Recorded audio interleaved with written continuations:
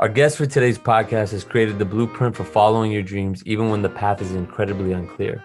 Rising from New York's Westchester County, he demonstrated his ability to be an exceptional athlete before choosing to exclusively focus on basketball. At Iona Prep, he would overcome several obstacles on the road to being named New York's Mr. Basketball and decorating his school with a championship. He was recruited by several major schools before making the decision to start his collegiate career at Notre Dame. After playing for the Fighting Irish for 2 years, he would transfer to Vanderbilt before playing his senior year for Coach Lamont at the University of Chattanooga. Upon completion of his college career, the world would shut down as COVID-19 brought on a cloud of uncertainty, leaving him with many questions and few answers regarding his NBA future.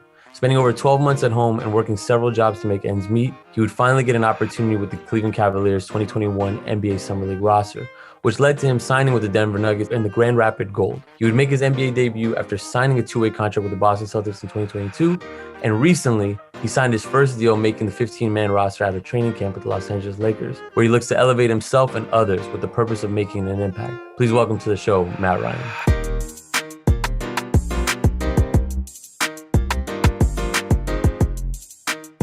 Woo! Exactly. Nah, bro. We're all cheering, man. Obviously, dude, I'm in your corner.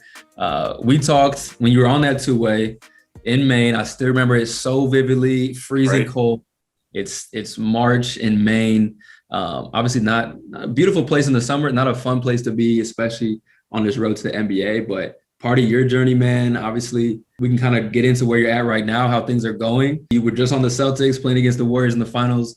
You're now on the Los Angeles Lakers, two storied programs, going to open up the 22-23 season with opening night tomorrow, bro. So thank you for joining the show. Yeah. And just so everyone's clear, this is Matt Ryan of the Los Angeles Lakers. You see on Twitter, everyone talk about, oh, Matt Ryan. So let's start with something like that. What's it like sharing a name with Matt Ryan, the quarterback? I used to love it. Now I absolutely hate it. Anytime something good happens, it's like all the people are saying, posting pictures of Matt Ryan, the quarterback, are like, man, he's so washed up in football, he's got to switch to basketball, or they're like ragging on the Lakers that they got to pull an old quarterback into the mix to help out. But it's kind of funny, but it is what it is. Hopefully I meet him and we have one of them like Spider-Man to Spider-Man moments where we're pointing at each other like, you. Oh, man, I was just telling him beforehand, I think, Matt Ryan, he's had a great career as a quarterback. Yeah. You've got a hell of a story to get to where you're at right now. Our paths have crossed a few times along the way. We'll kind of talk about that. You're going to transcend Matt Ryan, the quarterback, and they're going to know it's Matt Ryan, the basketball player, bro. So I'm excited, man. So, yeah, man, we always like to start any good story with the beginning. I'm familiar with the Northeast, but specifically Westchester. I know you were born in White Plains, but you spent time in Cortland Manor. You spent time in New Rochelle. Tell me what that experience was like. Tell me a little bit about what the household was like.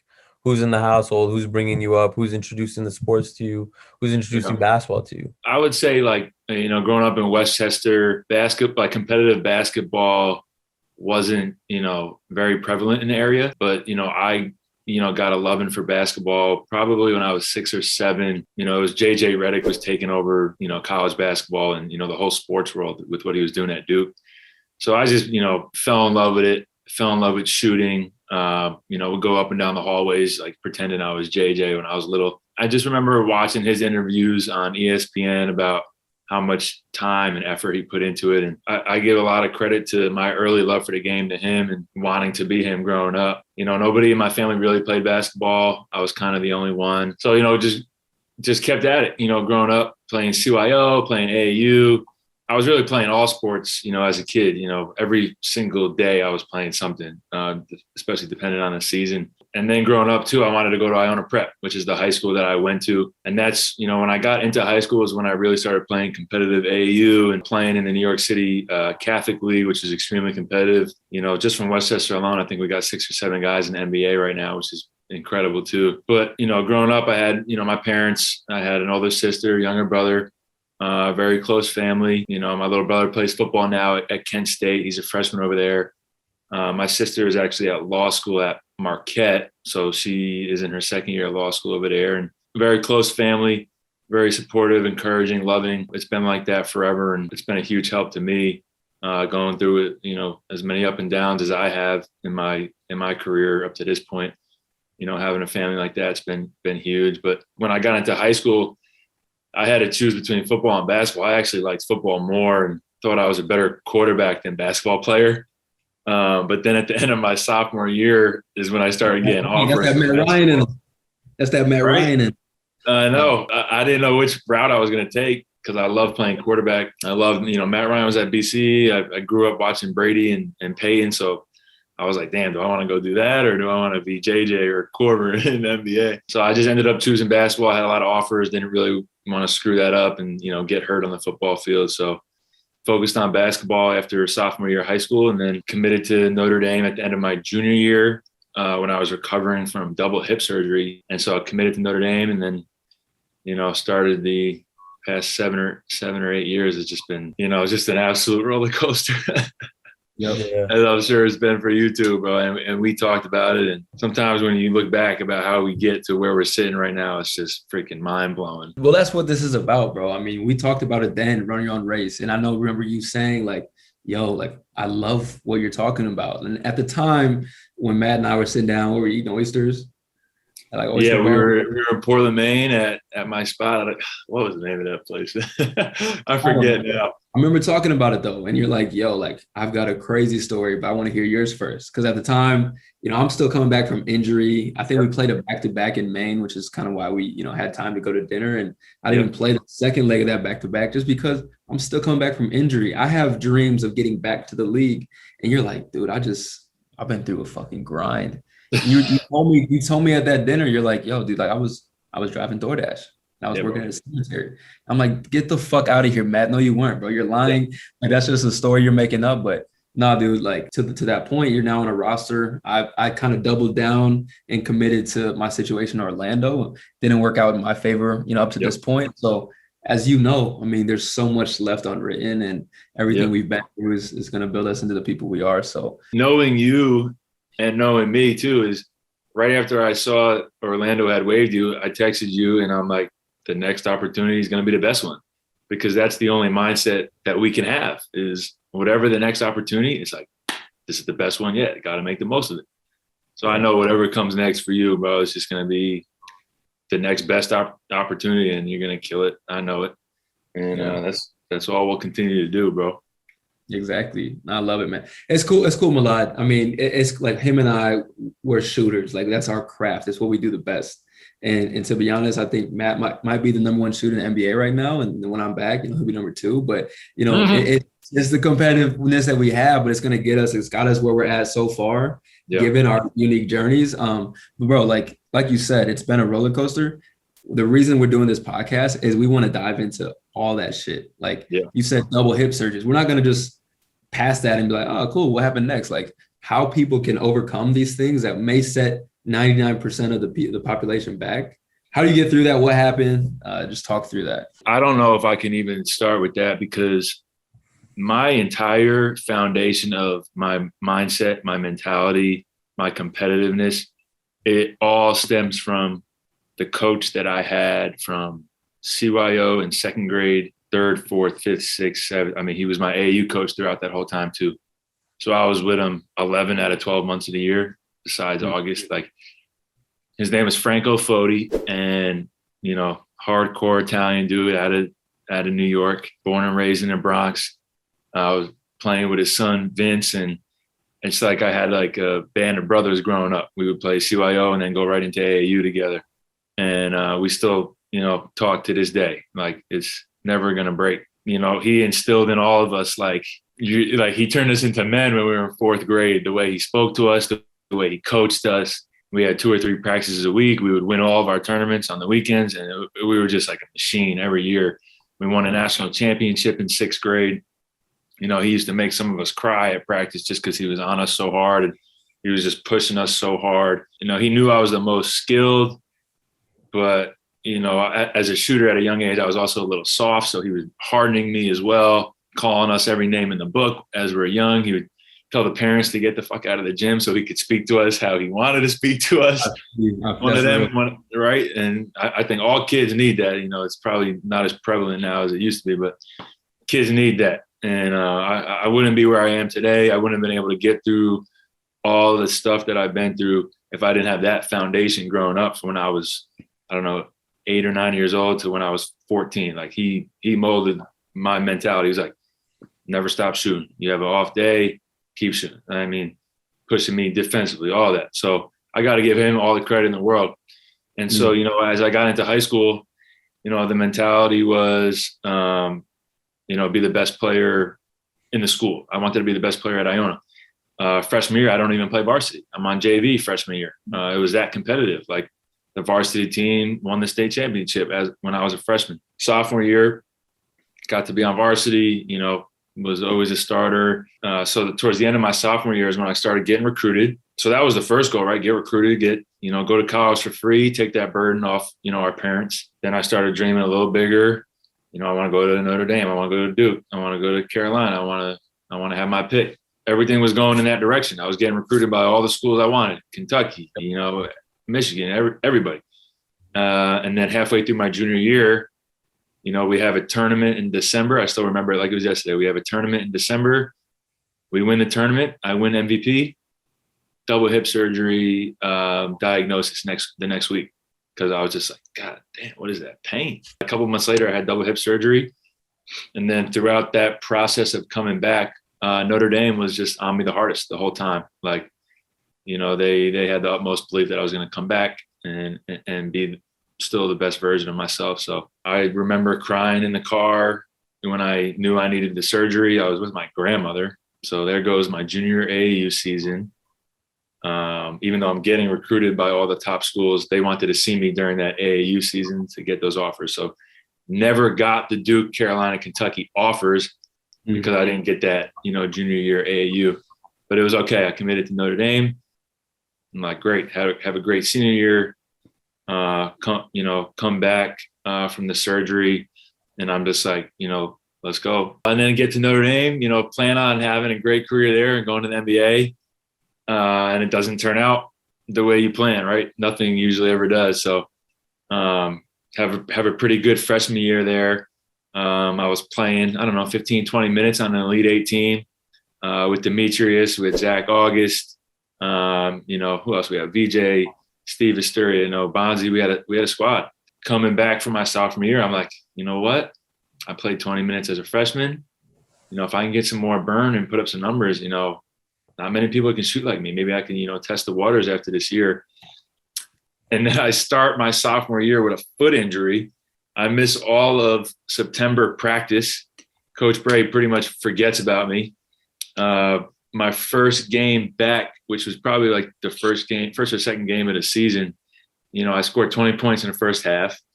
I scored 23 that game, had like 7 or 8 threes. The next game we play Iowa in the ACC Big Ten Challenge. I think I play 4 minutes and take like 2 shots. I just had 7 threes last game. Yeah. And that to me, even though that was the beginning of the year and there was a lot of season left, I'm like, wow, this might not turn out to be the year that I'm hoping if I just had 20 last game and I'm playing 5 minutes the next game. Yeah. And so pretty much the whole year went exactly how I thought it was going to go after that point. I was playing sparingly. I would go in if I, you know, missed a shot or two, and God forbid my guy scored coming out the game and I wasn't going back in. And so that's pretty much how it went my whole sophomore year. Reluctantly started playing a little bit more when we got to the ACC tournament and the NCAA tournament. But to me, my mind was already made up that I was leaving. You know, I figured that my, you know, coaches and, you know, whoever had lost faith in me and my abilities. So my mind was already made up to leave even before I started playing a lot towards the end. The hardest decision of my life was actually leaving Notre Dame because I was in love with it. You know, you're from the area, you've been over there. It's like, it's just amazing. It's just such an amazing place with such amazing people. And then to have to leave that place that I have been in love with for 3 years that I was in high school too. So now, you know, I was pretty invested, you know, so having to leave was really hard, but I knew that I was leaving to put myself in a better position to achieve my dream of the NBA. So I'm like, that dream hasn't wavered this whole time from the double hip surgery to freshman year to not once. No. And I think also seeing some people that I grew up with reaching NBA, like I grew up with Donovan Mitchell. He, two and done. And then I went to high school with Ty Jerome, and he went to Virginia. So we were always, competing, who was going to be better. And then Eric Pascal, who I grew up with, he was at Nova, doing really well. So that was all of our dreams. It's full circle.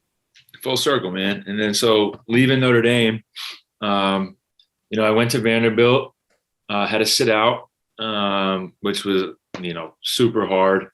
But, stayed focused, and then was ready to go. My fourth year of college, which was my third year of eligibility, I was ready to go.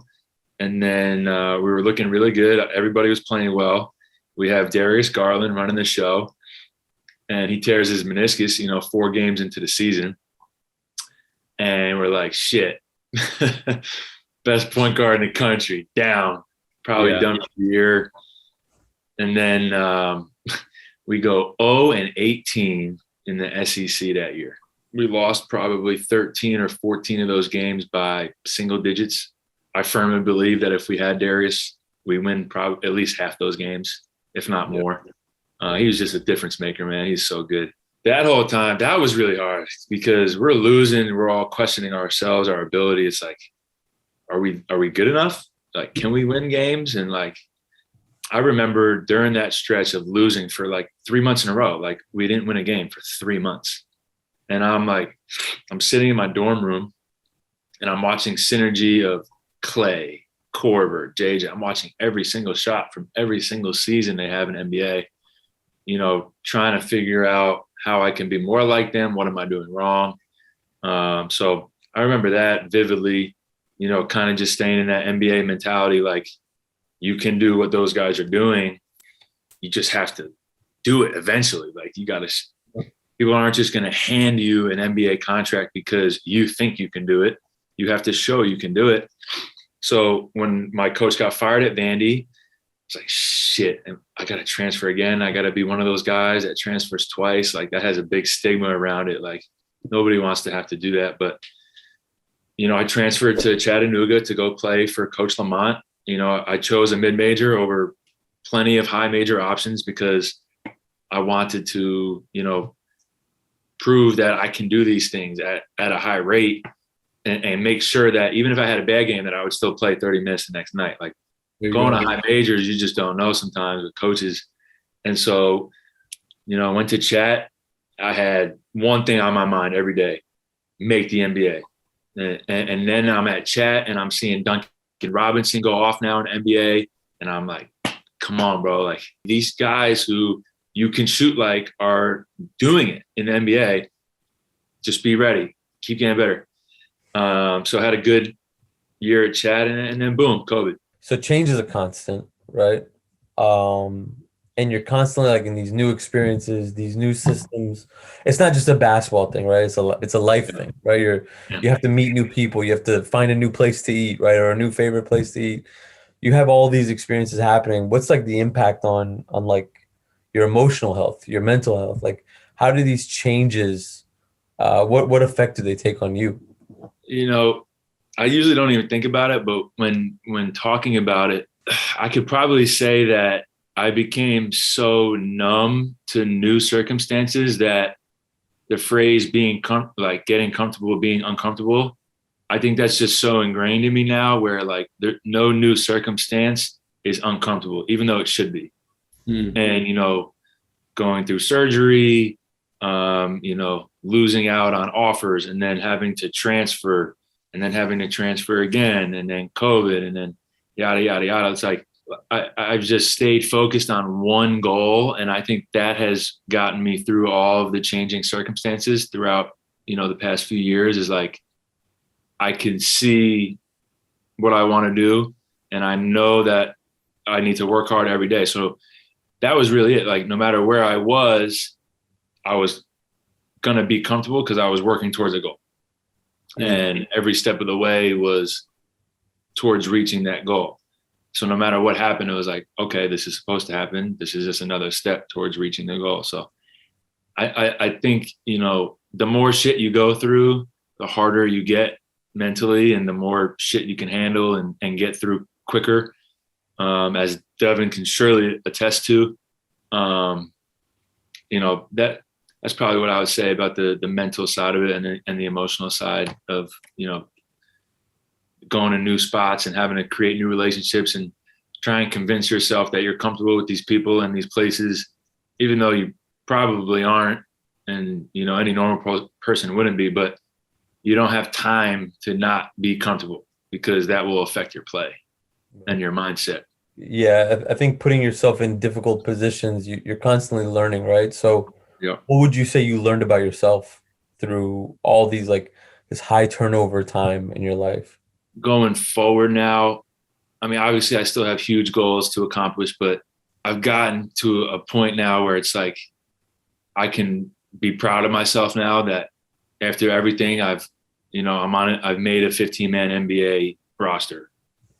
I'm on the Los Angeles Lakers. My teammate's LeBron James. Like, come on, man. Gotta be proud. Gotta be able to reflect sometimes about how far you've come and give yourself some appreciation and just have gratitude, So, now I'm just looking forward to, tomorrow night, opening night, man. We're playing Golden State Warriors.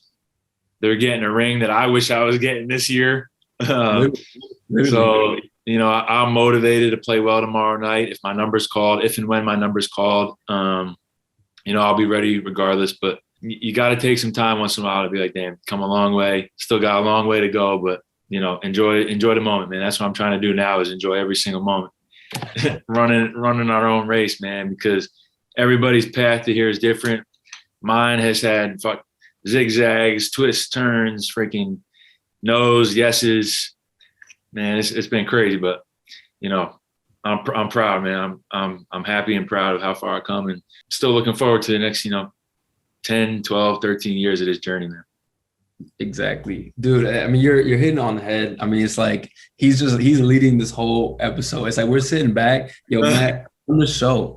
We don't have to ask questions, bro, because the passion you have it shows the testimony. I mean, you're living proof. I think you've kind of given us the college experience. I feel like a lot of people probably don't know the mental side of how do you continue to pursue a goal with unwavering belief and just extreme focus after, like Milad was saying, being in a new situation, losing for 3 straight months. I'm sure you're missing shots or the opportunity. You're just like, damn, I can't get over this hump. Yeah. Is this for me? I mean, am I living a pipe dream? But like you haven't had, like you said, you've never once doubted that. And there's a reason why you're on a 15-man right now.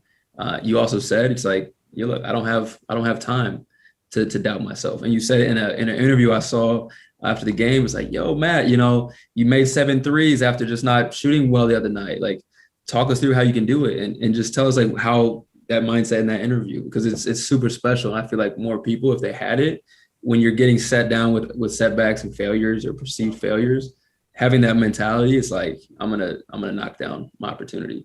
I had the same mentality last year. I know the interview you talked about it last week here in Golden State after a preseason game. I said, I got no time to waste. And I had that same mentality last year in the G. The opportunities come and go, right? And, at this level, it's a revolving door. Opportunities, you just never know how many you're going to get. So even last year in the G, I'm on the path to the NBA. Like, people have done this. I've seen other people go to the G League and reach the NBA. Yeah. They took advantage of the opportunity they had. So now I need to do the same thing. I have no time to have like bad G League games. I have no time to be hurt, no time to be sick. Like, I'm sure you've gone through this too. Like, if you feel a little cough, you're like, nope, where's the water? Where's the emergency? Where's the Gatorade? I don't have time to be sick. I can't miss a practice. I can't be feeling less than 100% for games. And so I had that mindset all last year, going into the playoffs, into summer league, into summer workouts, and then, getting, the non-guarantee with the Lakers for preseason. It's like, I didn't play in the first preseason game, and then I played in the next 2 and didn't do great.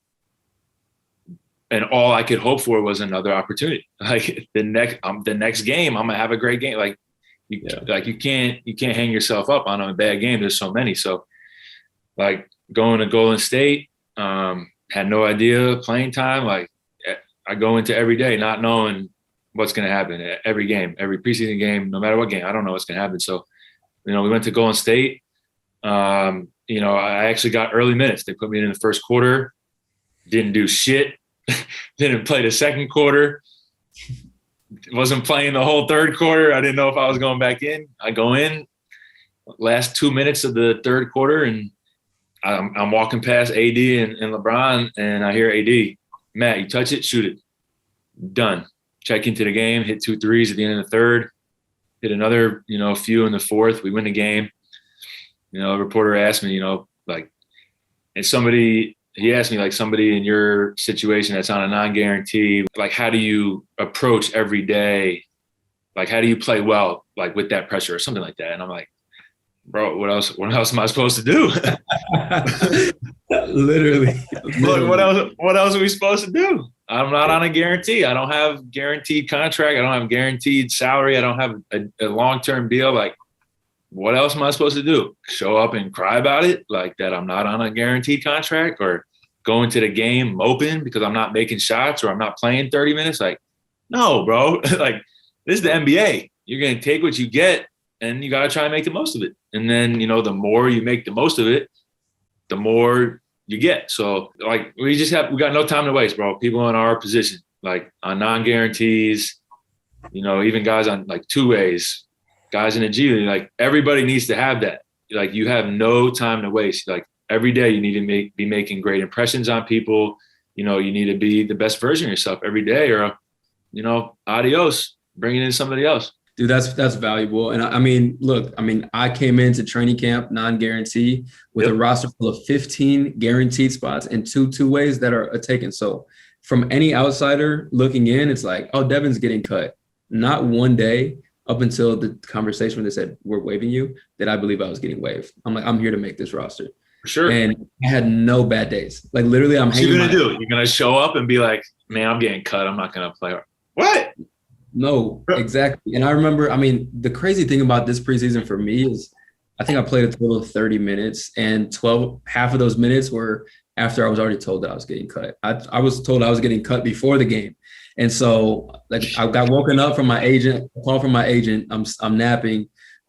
He's like, yo, like, are you headed to the gym yet? I'm like, nah, I'm just woke up from a nap. He's like, okay, well, here's the game plan. You're going to talk with Coach Mose and the front office after the game. The roster is going to stay the same. You're the only non-guarantee. They're going to waive you. Mm-hmm. I'm like, damn, like, I came in this whole summer. I bought an apartment here on non-guarantee money, and said, I'm going to commit everything I have. Because why? I don't have time. I don't have time to waste. I can't be home. I can't be out in LA 3 days a week. I got to be here every day, showing up, busting my ass and making shots. And literally in the time I had during preseason, I did that. And I'm so happy for you, and you made the roster. And the same way I'm happy for the guys on this team that made the roster, but it's like, damn, this is part of the business, that revolving door. You can do everything right and you can stay in, you can do everything right and be out. And that's why it's like, I love your story. I love my story. I love the different ways we've reached where we've been. And I know we're going to accomplish a lot moving forward because of the mindset we have. And I think the goal of this podcast, the goal of what I'm building with Run Your Own Race, is to share these mentalities. And even if one other person can change the way they look at life or look at their situation, you see what I'm saying? Like, it's these testimonies. So I appreciate you for sharing that. Getting waived sucks, bro. And, like, I could say I feel for you, but that'd be doing a disservice. Like, nah, bro, on to the next. Like, you know what it is. That's all you can do is just go on to the next, man.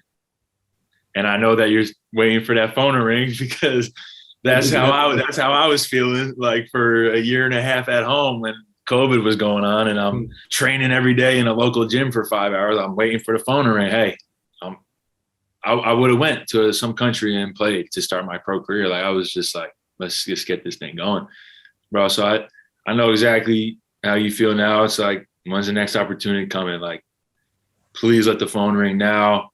I'm ready. Like, let's go. So I know what you're talking about. And I also, like, I can empathize with the fact that you want this podcast to help other people's mentalities, to get through things, to be able to see their vision and goal, no matter all the uncontrollable circumstances that happen. The one thing you can control is what's going on in your head, that you're just going to push through and keep going. And, one thing that I never expected was to be like an inspirational story. I never expected that at all, man. Like, I always thought that everything was going to go smoothly and everything would work out great. Like, a lot of guys get that. A lot of guys get that perfect, smooth sailing journey. But I never thought that I would be, somebody that, people are like, damn, he went through a lot to get to where he is. Like, if he can do it, I can do it. Like, I never, ever thought that I would be one of those guys. And now I take it and run with it, man. It motivates me more to just keep going. Like, now, people are looking at my story like, if he was literally driving Doordash and then a year later was on a finals roster, like, what? Yeah. And now, just a few months later, like, it's been less than a year and a half since I was driving Doordash and, working outside at a cemetery in 15-degree weather. Like, now I'm playing, for the Los Angeles Lakers. Like, bro, if I can go through it, if I can go through all this shit, there's a lot of athletes that can also persevere and push through some tough times, whether it's injuries like you've been through, like a traumatic injury, or just other shit, coach is not playing and blah, blah, blah, blah. Like, so what, man? If you have your goal, you'll just keep going until you achieve it. And, if you don't, at least you can say you gave it everything you had. Going back to, that last season in college career ends in March 2020, a couple of days before the world kind of like goes into shutdown. Yep. You're a pretty transparent guy, for somebody who's gone through the hardening with, from your coach from Arthur Avenue in the Bronx, right? But you're also a very like transparent person. And at times you're not afraid to like show who you are or how you felt. We watched some of the interviews where, you and your dad, very, very like transparently emotional. What are some of your thoughts? What are some of your initial thoughts after like the world shut down and you found out like, hey, I'm not going to get a pre-draft? I didn't know that at first. I mean, you guys remember quarantine for 2 weeks. It's going to be over in 2 weeks. They kept on saying it. And so at first I'm like, season ends as it does every year. You get the pre-draft workouts in April, May, draft in June. So I'm like, I got to be ready. I got to stay in shape for these pre-draft workouts. Talking to an agent that I signed with right after the season. And he's like, just stay ready. Like, you just don't know when this is going to happen. So I'm working out every day in Chattanooga, Tennessee.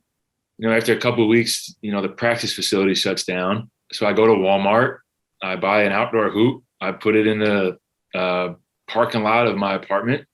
And now I'm outside shooting for, hours at a time, running around the city of Chattanooga, just miles a day. Like, if I get a call tomorrow to go work out for the Lakers, I'm going to be ready.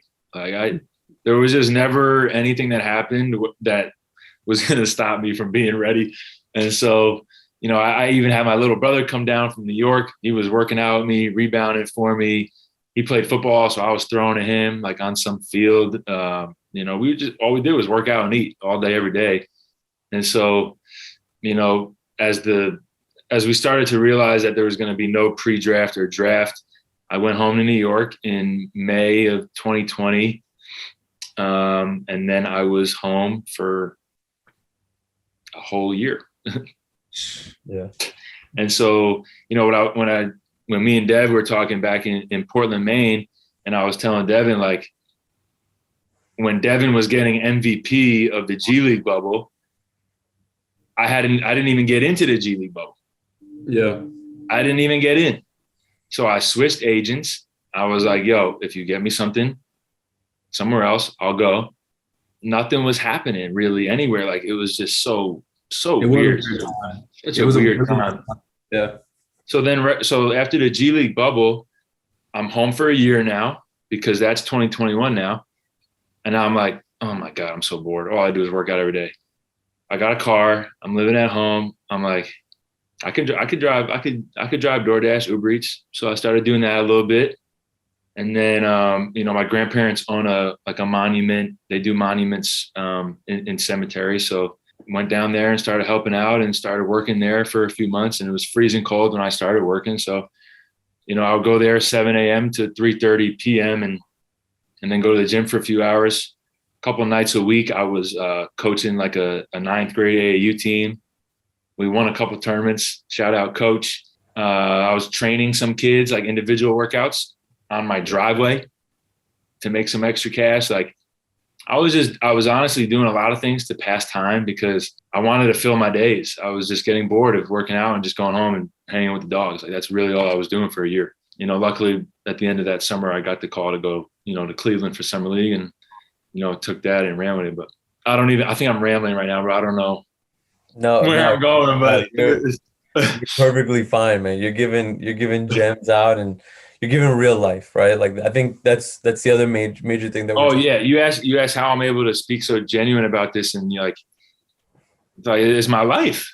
I can't talk about anything as good as I can talk about my life, right? Like we all know our lives better than we know anything else. So when people ask me about it, I'm gonna be open and I'm gonna answer questions honestly, and yeah, it's I get passionate about it at times because I shouldn't be where I am. But in my mind, I should be because I stayed focused and continued to work hard. But when I look back at about how the past few years have went, like, I really shouldn't be here. Like I really shouldn't. But again, like I said, 99.99% of people, if they went through any segment of that from high school hip surgery to transferring not just once and losing every single conference game, but twice. Going down a level too. Yeah, and then COVID hitting, like one of those four things alone would set the majority of the population back. And again, and I can't emphasize this enough, like this platform isn't just to shoot the shit and be like, yo, you're playing against Steph and Clay tomorrow. Like, how do you feel? It's like, yo, you should not be here, but you are. Give us the game, give us the insights to your mentality, your spirit, so that, like I said, one more person out there can listen and be like, yeah, there's a Seth Curry, there's a Devin Cannady, there's a Duncan Robinson, there's a Matt Ryan, right? And there's all these different paths, and someone goes down with an injury while another one's working Doordash. Damn, I was injured. Oh shit, I'm working Doordash right now. And I lost my passion for the game because I haven't had opportunity. Like if you have this mentality, you have not, and there's no Matt Ryan, there's no other Devin Cannady, but whoever that person is, there's only one of them. And that's really the big picture. It's, you don't have to be in the NBA and, you can have your sights set on it, but like, if you keep this path going and you have an unwavering belief, like you have in yourself, you keep working consistently with a passion. I mean, wherever you end up, like you've won that race. And that's really what, in my eyes, race is about. So it's so cool to see, man. It's really cool to see. One thing that I just thought about was, how was I working outside at a cemetery and thinking the whole time that I'm going to be in the NBA? Like, well, because you're psychotic. There's got to be a little crazy too. Like, you're psychotic. Probably a little bit. Like I showed up to the cemetery job every day with my duffel bag, went to work all day, then went to the gym for 3 hours. How was I driving DoorDash? How was I delivering people's food, knowing I was not? I don't want to say knowing. I'm like, no, but in your mind you knew, because you don't actually know what's gonna happen tomorrow. Yeah, you have no idea what's gonna happen. But like, I just knew that everything I was doing was temporary, but all the hard work I was putting in was for shit that wasn't going to be temporary. Like making an NBA roster, like that's not temporary, bro. That's forever. Like you're stamped now. But like definitely had to be a little crazy, little psychotic for sure. But I remember hearing you say like the Orlando Magic gave you one of 450, right? They gave you one of 450. If you want one of 450, you got to be a little crazy. You got to be a little obsessed. Not a little, actually a lot.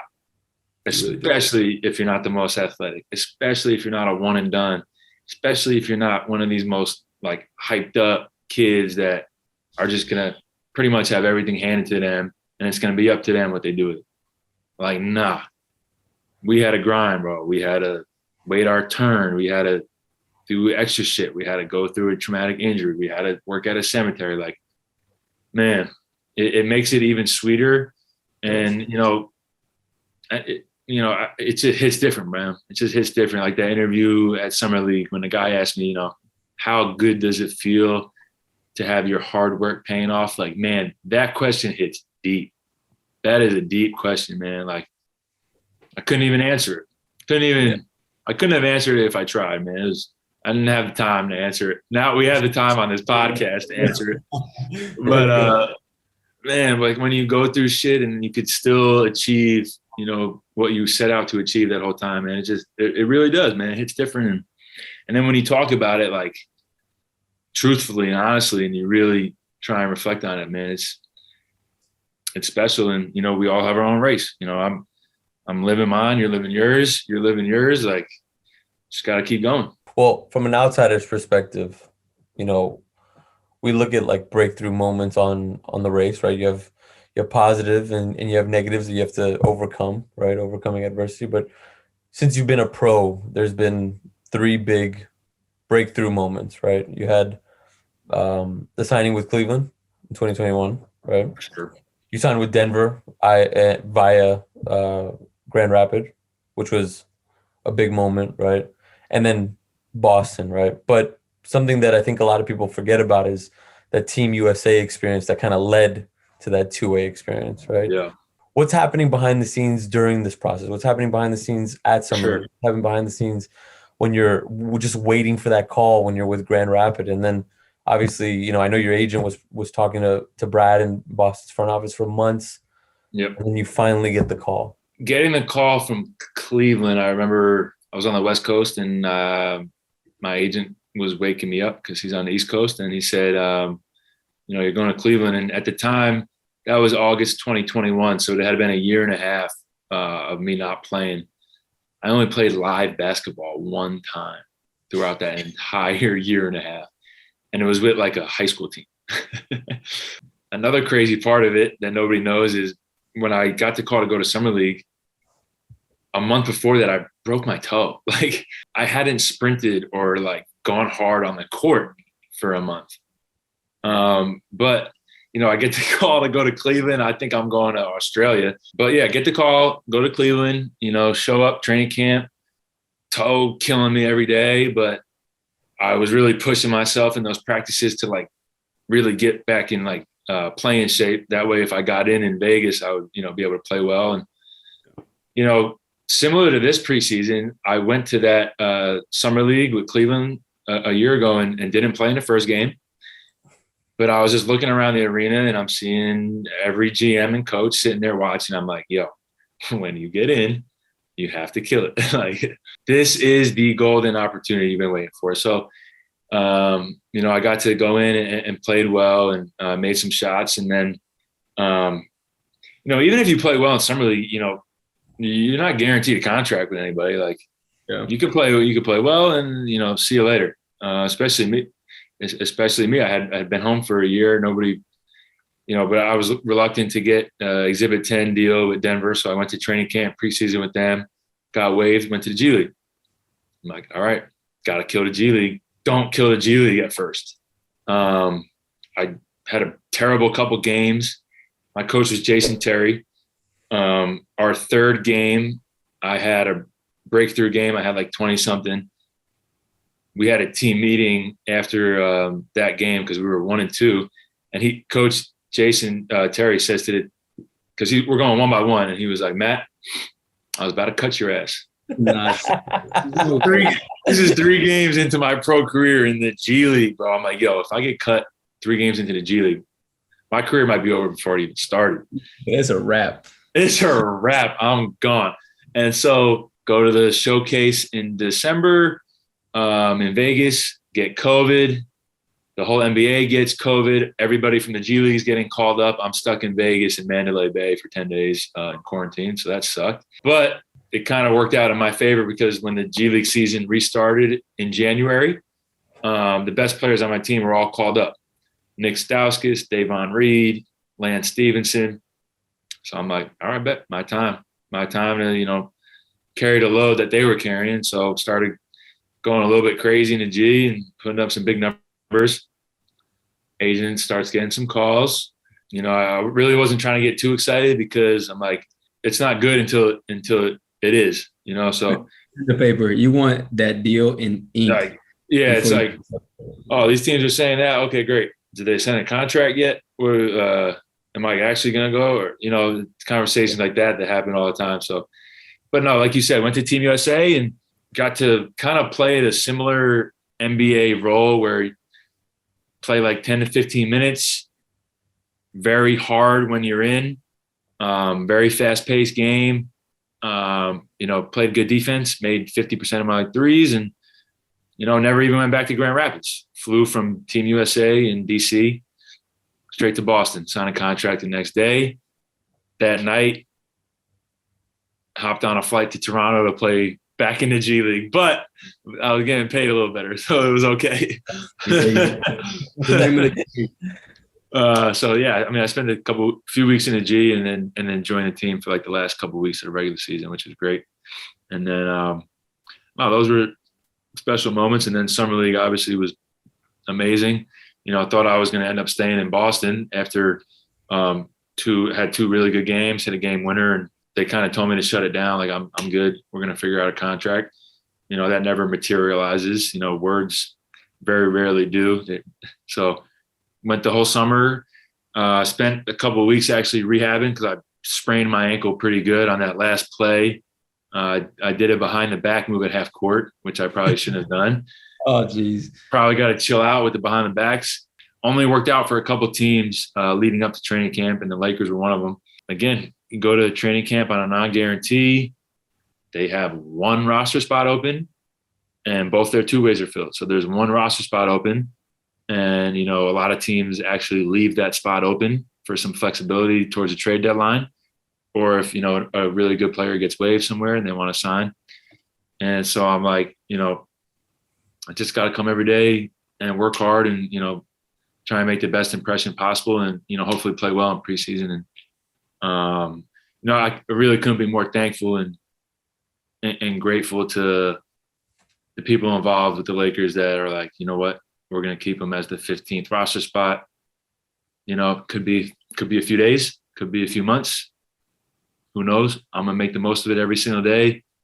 I'm going to keep being a great teammate, you know, a great player for the coaches to have around, and, you know, get in there and make some shots and continue to prove that I belong. So that's what it's been the past year, man. It's been pretty cool. I think you kind of wrap that up beautifully. The whole journey from summer league, like your professional journey, a lot's happened in a short period of time. For sure. And there's one thing, I think it's a book or a quote someone sent me. They talk about bamboo, and it's like for 3 years, bamboo is just growing underneath the surface. It looks like a little plant, and it's like, really, this is supposed to be a strong tree. It's supposed to be 60 feet tall. Like for 3 years, nothing happens. And then over the course of 2 weeks, it just shoots through the air. No wind, hurricane, anything can knock it over. It's so strong. And I think of both of our stories in a similar way. I think for me, to be honest, like I spent my past 2 years professionally up and down, going through this roller coaster with one organization. And you've touched the Cavs, the Nuggets, the Celtics, and now the Lakers in a short period of time. Yeah. And so you made a 15-man roster, that one of 450, you know, like that 450 number is special. It's a brotherhood, a fraternity that I think less than 5,000 people have been a part of in NBA history. And it's something people don't realize, bro. And so, like, I'm going to give you your flowers where flowers are due. Like, you came in with the mentality that I'm going to make shots. I'm going to be a good person. You may be there, like you said, for a day, a month, a year. It doesn't matter. You're going to continue to do those things. And for players on the fringe, players who have guaranteed contracts, like hearing your story, hearing stories like you and myself, it's powerful because this league, they can spit you up, chew you out fast. You may have one opportunity, you may never get an opportunity, but like you have capitalized every step of the way because of your mindset, because of your mentality. I'm one of your biggest fans. I'm in your corner. Like, I know you're going to have a 15-year career leading top 10 in 3-point, because your mindset, your will to win, your ability to be great, like those things, it took so much time. You never wavered, and now you're here. Like, opening night in the NBA is tomorrow. You get to be a part of that. I'm excited for whatever my next step is. I've been in Orlando, like I said, the past 2 years, and now I'll be able to be in a different organization, a new situation. And I know there's so much potential I have yet to really show because I've been in and out, but it's exciting. And your story, the same way you said mine kind of, motivated you, it's motivating me, and it's probably motivating so many other people. Being able to reflect and, just have those moments where you're like, man, this is special. And like you said, the NBA can eat you up, spit you out quick, but, there's a reason why every basketball player wants to be a part of it, is because it's special, man.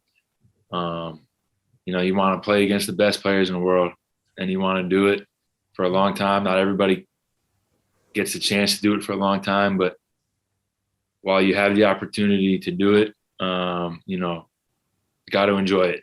Got to continue to put the work in, but, got to be able to look around and be like, this is special. And I was doing that during the finals because, being on a 2A last year, not being able to suit up for playoff games because of the rules, like I was kind of able to, like, during timeouts, just kind of like observe everything and kind of be like a little bit more relaxed than guys that, knew that they were getting in. That a little bit more stressful, obviously. I hope, honestly, every player in the NBA just realizes how lucky and fortunate we all are to be here. Injuries can happen. People can change their minds about us in split seconds, and then everything can be taken away. Like my teammate last year, Nick Stauskas, always used to say, man, being an NBA is the best job in the world. Whether it's a day or 15 years, man, it's the best job in the world. Once you get a little taste of it, you don't want it to end. And, right? Like you get a little taste of the good life, like you want it to last, but some of us don't know how long it's going to last. But all we can do is, like we've been saying, is just putting our best foot forward every day. And, when that opportunity comes, what are you going to do with it? What are you going to do with it? And that becomes part of our race. Each opportunity becomes part of our journey. It all becomes something that we can look back on and grow from and learn from and continue to improve upon. The one really exciting thing about, where me and you are in our careers, I would say like still fringe NBA players. Like I don't really, even though like I've made the roster, I haven't done anything in NBA. Like even though I'm in it, I'm still pretty much a nobody NBA player. The exciting thing is that, no matter what happens, is that we're still young. There's going to be opportunities wherever they come up. There's going to be more adversity. There's going to be more good times, more bad times. And like that shit excites me. To even have the opportunity to have a bad game in NBA, we're in NBA. Like, there you go. Blessed. Like, there you go. And then to have the opportunity to bounce back from it, have another game. Like, it doesn't get better than this, man. So, man, I can't wait. I honestly can't wait to see what team you end up on, because a lot of teams need a shooter, buddy. Hey, we got two of the best shooters in the league on this pod right now, and Malad, you're not one of them. Oh, my goodness. We appreciate it, man. We appreciate you sharing the stories, the behind the scenes, the insight. I think we want to end this one like we always do. Devin, if you want to do the honors of getting our guy to give it to us in his own words. Bro, you look like a rapper. Well, it's not how we end the show, but I appreciate it, I guess. Hey, man, you really hit home. I think just to sum it up and bring everything kind of full circle, you've talked about it probably 5 different times, but like just for a good clip, what does run your own race mean to you? How have you, I mean, we all know how you ran your race, but if you could define it. Running your own race means no matter what's going on, you have a vision, you have a goal that no matter what happens, you don't lose that sight. And also running your own race means that even along the journey, you're able to realize that you are running your own journey. And the most beautiful part of success is being able to look back on your own race, on your own marathon, and being able to be thankful for it and grateful for it. And, as the race continues to go forward, staying ready for every opportunity, owning it, treating it great, man. Like, have pride in your own journey, man. And, only good can come from putting yourself in the best position possible every day to be successful. And that means staying ready for opportunities and continuing to grow from success, failures, to each their own. Everybody's journey is a blessing. Mine has been, and it's only, to me, it's only still starting. To everybody who doesn't know what run your own race means, it means that your life is not going to be the exact same as somebody else.